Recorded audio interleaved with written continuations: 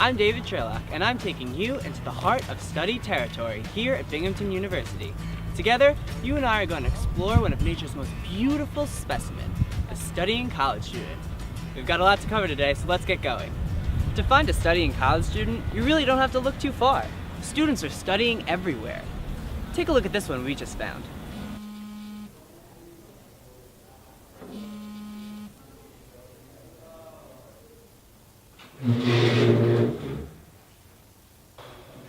Look at her. This is amazing. We've caught her at the right place and the right time. You see, it's smart to limit study sessions to no longer than 45 minutes, with 5 to 10 minute breaks in between. This keeps the brain fresh and ready for more. You've got two things at work here, primacy and recency. Primacy means you remember the first thing you see, while recency means you remember the last. By taking 5 to 10 minute breaks, you allow your brain to have more instances of both primacy and recency, resetting the clock, so to speak.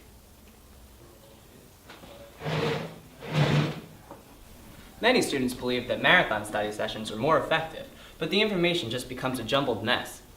By taking advantage of both primacy and recency, students are better able to retain the information and ace that upcoming exam. What do you mean? Like, are you going? Yeah, I'm going.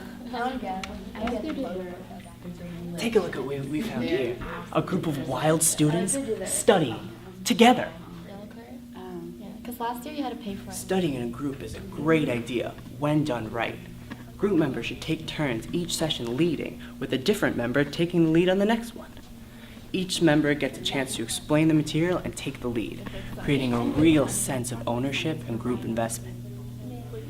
I got an eggs and cheese like. But that's not what's happening here. This one's left the pack to go out on his own. Quick, let's follow him.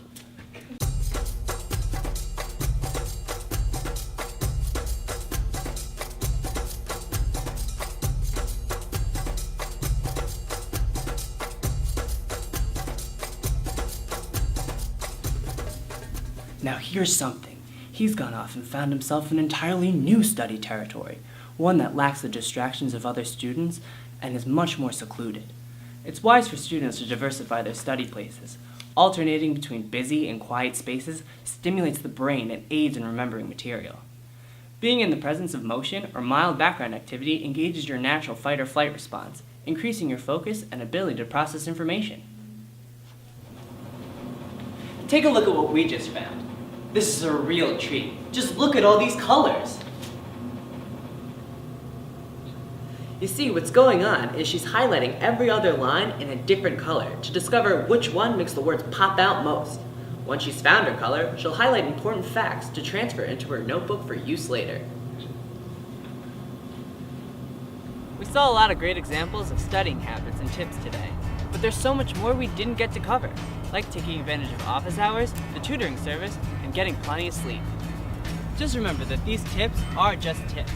If you find something that works well for you, awesome. Share it with friends, professors, or tutors. There's no one-size-fits-all for studying, so you may have to strike out a few times to find what works best for you. Don't give up, just try something else. Now that you know how to study, you might want to know where to study. Click here to see my friend David show you some of the best and worst places to study here at Binghamton University. Thanks for watching.